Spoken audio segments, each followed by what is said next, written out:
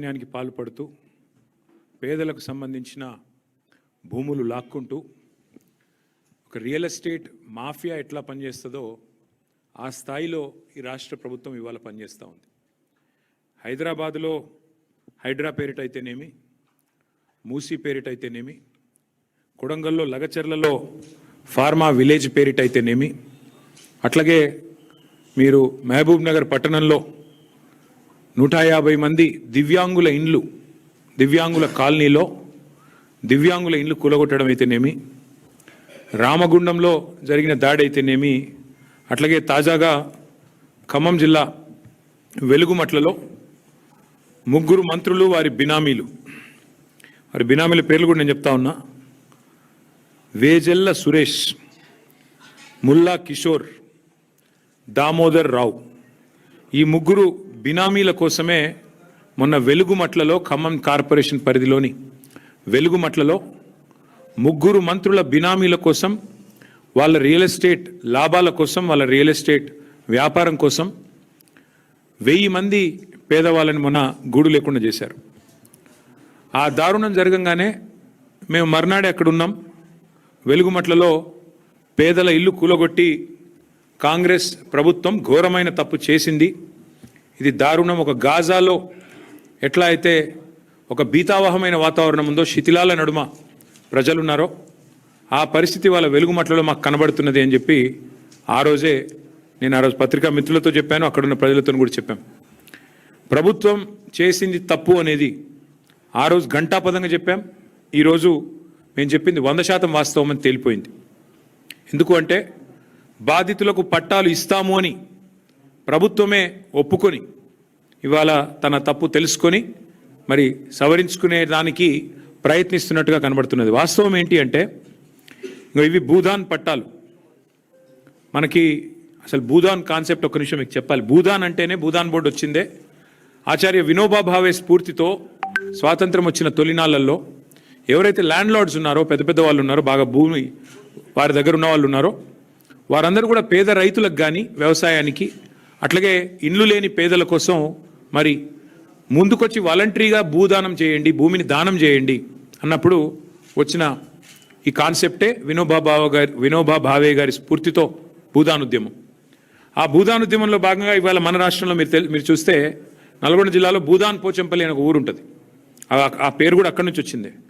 అట్లాగే మన ఉమ్మడి ఆంధ్రప్రదేశ్లో 1,00,000 ఎకరాల భూమి భూదాన్ కింద, ఆ రోజు భూదానం కింద మనం ఈ ఉద్యమ స్ఫూర్తితో 1,00,000 ఎకరాలు భూదాన్ బోర్డుకు కొంతమంది పెద్దలు వారు విరాళంగా దానంగా ఇవ్వడం జరిగింది.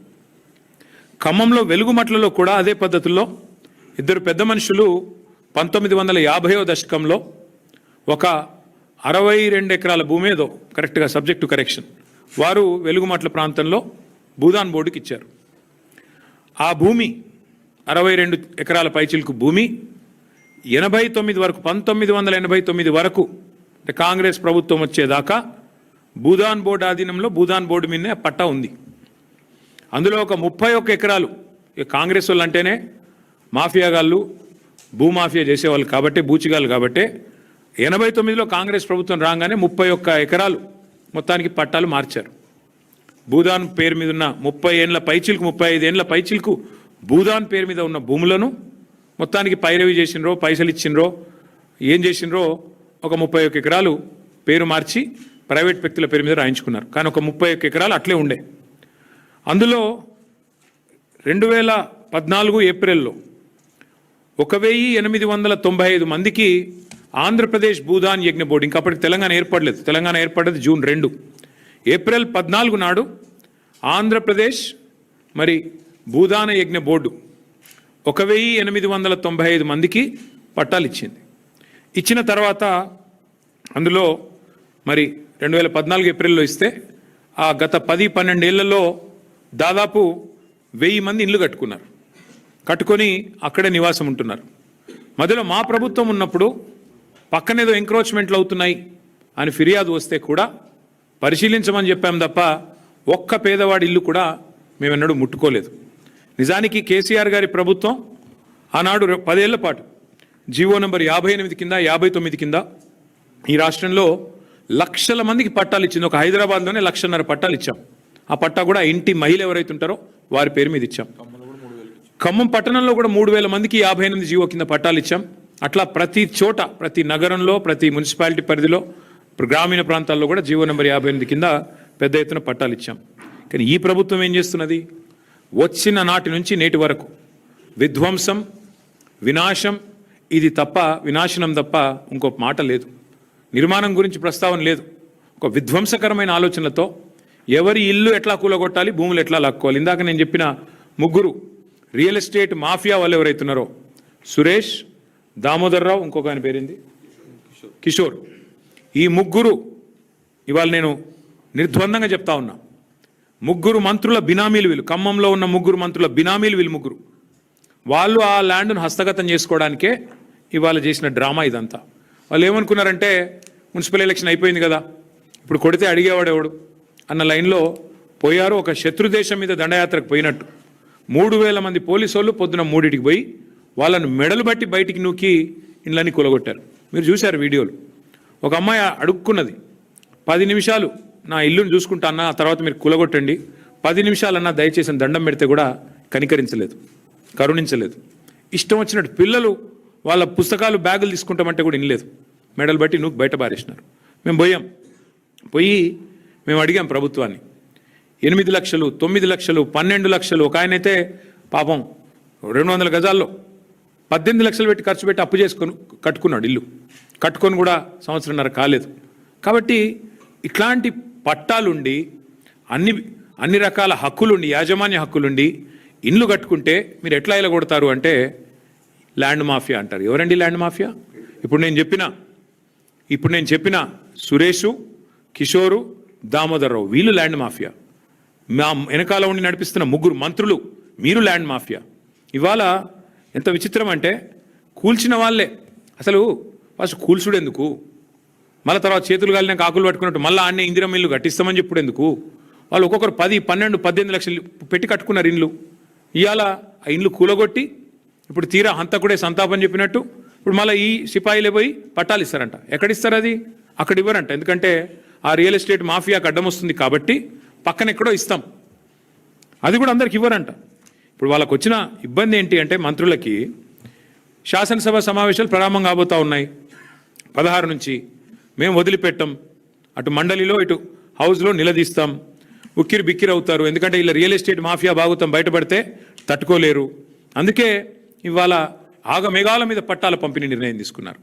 నేను ప్రభుత్వాన్ని ఒకటే చెప్తా ఉన్నా, రాష్ట్ర ముఖ్యమంత్రి కూడా ఒకటే చెప్తా ఉన్నా, వెలుగుమట్లలో ఏ నిర్ణయం అయితే మీరు తీసుకోక తప్పలేదో, రాష్ట్ర వ్యాప్తంగా మీరు కూలగొట్టిన ప్రతి ఇల్లు, ఆ ఇంటికి మళ్ళీ ఆ కూలిపోయిన వాళ్ళకి న్యాయం జరిగేదాకా, వాళ్ళకు పట్టాలు ఇచ్చేదాకా, వాళ్ళకి ఇల్లు కట్టించేదాకా మేము వదిలిపెట్టాం. ఇది రాష్ట్ర వ్యాప్తంగా హైడ్రా కావచ్చు, మహబూబ్ నగర్లో దివ్యాంగుల కాలనీ కావచ్చు. ఎందుకంటే మీరు చెప్పారు మీ మేనిఫెస్టోలో, ఏం చెప్పారు మీరు? కాంగ్రెస్ పార్టీ మేనిఫెస్టోలో పేదలకు అసైన్మెంట్ భూముల మీద హక్కులు ఇస్తాం. మీరు చెప్పిన మాట, నేను చెప్తున్నది కాదు. పేదలకి అసైన్మెంట్ భూముల మీద హక్కులు కల్పిస్తాం, యాజమాన్య హక్కులు కల్పిస్తామని చెప్పారు. ఇంకా చాలా వాగ్దానాలు చేసినారు మీరు ఏది భూముల విషయంలో. ఇవాళ అట్లాంటి మీరు భూ మాఫియా చేస్తూ ఇవాళ ఆగమేఘాల మీద మళ్ళీ ఇంకా ఈ దిక్కుమాల పని చేసిందే తప్పంటే తప్పుడు పని చేసి మళ్ళీ ఇంకా కవరింగ్ ఇస్తున్నారు. ఇంకా విచిత్రం ఏంటంటే ఇది 147, 148, 149 3 సర్వే నెంబర్లు. మొత్తం పట్టాలు 1895 ఇచ్చారు. అందులో కట్టుకున్న వాళ్ళు దగ్గర 1000 ఉన్నారు. ఇప్పుడు ప్రభుత్వం 400 మందికి ఇండ్లు ఇస్తా అంటుంది. ఇది ఎక్కడ న్యాయం? కట్టుకున్న వాళ్ళు 1000 మంది ఉంటే నువ్వు 410 అంటే ఏందన్నట్టు? ఇది బ్రిటిష్ వాళ్ళలాగా విభజించు పాలించన్నట్ట. నీకు నచ్చినోడికి ఇస్తావు, లేనోడికి ఇవ్వవా? అంటే అసలు కూల్చిన ఇండ్ల సంఖ్యకి మీరు ఇచ్చే పట్టాలకి పొంతన కూడా ఉండదా? 310 సారీ 410 అన్నాను, 310 పట్టాలు. అంటే ఏ అర్థం పర్థం లేకుండా నిజంగా నేను అప్పుడప్పుడు అంటా ఉంటా, ఇప్పుడు మళ్ళీ నిజమే అనిపిస్తుంది నాకు. వీళ్ళు సర్కారు నడుపుతున్నారా, సర్కస్ నడుపుతున్నారా మాకైతే అర్థం కావట్లేదు. కూలగొట్టేది మీరే, మళ్ళీ తప్పుడు లెక్కలు చెప్పేది మీరే, భూమాఫియా అని పెద్ద పెద్ద డైలాగులు కొట్టేది మీరే, మళ్ళీ ఈరోజు చూస్తే అయ్యో అని చెప్పి 4 ఖర్చుకొని మళ్ళీ పట్టాలు ఇచ్చేది మీరే. అది కూడా కొంతమందికి ఇస్తామంటే ఎట్లా అర్థం చేసుకోవాలి మిమ్మల్ని? సర్కస్ నడుపుతున్నారా, సర్కారు నడుపుతున్నారా, ఏం చేస్తున్నారు ఆలోచించండి. ఇంకా సిగ్గులేదా మంత్రికి? వాళ్ళు ఏడుస్తుంటే అక్కడ ఇల్లు కూలిపోయి లబో దిబోమని మొత్తుకుంటుంటే ఒక అమ్మాయి అయితే కాలు ఇరిగిపోయి కుంటుకుంటూ రోడ్డు మీద పరుగులు పెడుతుంటే పెయిడ్ ఆర్టిస్టులు అంటాడు. అసలు నువ్వు మనిషివా మృగానివా నాకు అర్థం కాదు. నిన్ను అన్నా నీకు ఓట్లేస్తే ఖమ్మం జిల్లాలో ఇదా నువ్వు చేసే పని. నేను అందుకే అంటా ఉన్నా, ముందు ఈ ముగ్గురు మంత్రులు, ముఖ్యమంత్రి రేవంత్ రెడ్డి ఆ పేద ప్రజలకి ఎవరి ఇండ్లైతే మీరు కూలగొట్టారో, అవమానించే మాటలు మాట్లాడిన దానికి, ఇండ్లు కూలగొట్టినందుకు, గత 10 రోజులుగా వాళ్ళని రోడ్డు మీద నిలబెట్టినందుకు, ఎండకు వానకి ఇబ్బంది పెట్టినందుకు ముందు బహిరంగంగా క్షమాపణ చెప్పండి. అడ్డమైన కేసులన్నీ పెట్టారు వాళ్ళ మీద. ఏమడిగారు వాళ్ళు? మా ఇండ్లు కూలగొట్టొద్దని అడ్డం వస్తే అడ్డమైన కేసులు పెట్టారు వాళ్ళ మీద. ఫస్ట్ ఆ కేసులు విత్డ్రా చేయండి. అట్లాగే నిజంగా చెప్పాలంటే ఆ కూల్చివేతల కంటే కూడా అవమానకరమైన మాటలు, ఎంత బలుపు, ఎంత కావురం మంత్రులకు నాకు అర్థం కాదు. పెయిడ్ ఆర్టిస్టులు అంటావా? నువ్వు పెయిడ్ ఆర్టిస్ట్వి. ఇలా గవర్నమెంట్లో ఉండి పందికొక్కులాగా ప్రభుత్వ సొమ్ము దోచుకుంటూ 1000 కోట్ల కాంట్రాక్ట్లు నీ కొడుకు కంపెనీకి ఇచ్చుకుంటూ ప్రభుత్వ సొమ్మును పందికొక్కులాగా తింటున్న వాడు పెయిడ్ ఆర్టిస్టు. పేదలు ఎందుకు అవుతారండి పెయిడ్ ఆర్టిస్టులు? నీలాంటి పందికొక్కులు, నీలాంటి దుర్మార్గులు, మానస హిల్స్లో ఇల్లీగల్ మైనింగ్ చేస్తున్న పందికొక్కు నువ్వు పెయిడ్ ఆర్టిస్టు. సిగ్గు శరం లజ్జ ఉంటే కాళ్ళు మొక్కి క్షమాపణ చెప్పి వాళ్ళకి ఇండ్లు కట్టించి అప్పుడు మాట్లాడు. ఇండ్లు కూలగొట్టడమే కాకుండా, చేసిన దివాలా కోరు పని చేయడమే కాకుండా, వెనకాల రియల్ ఎస్టేట్ మాఫియాని ప్రోత్సహించడమే కాకుండా వెధవ పని చేసి మళ్ళీ ఇంకా వెధవ మాటలు మాట్లాడుతూ ఉన్నారు. ఇంకా ఘోరం ఏంటంటే, బాధాకరమైన విషయం, అసలు ఒక ఆయనేమో హైదరాబాద్లో ఏసీ రూమ్లో ఇక్కడ కూర్చొని డైలాగులు కొడతాడు. ఇంకొక ఆయన దుబాయ్లో ఉండి వీళ్ళంతా కూడా ల్యాండ్ మాఫియా అంటాడు. ఎవడు ల్యాండ్ మాఫియా? తీసుకొస్తారా పేపర్లు? మీ దగ్గర ఉన్నాయా పట్టాలు? ఎవరిది ల్యాండ్ మాఫియా? ఇలా మీరు ప్రభుత్వంలో ఉన్నారు కాబట్టి ఇష్టారాజ్యం అనుకుంటున్నారా? దీని మీద ఖచ్చితంగా మా ప్రభుత్వం వచ్చిన తర్వాత సమగ్ర విచారణ జరిపిస్తాం. వదిలిపెట్టం.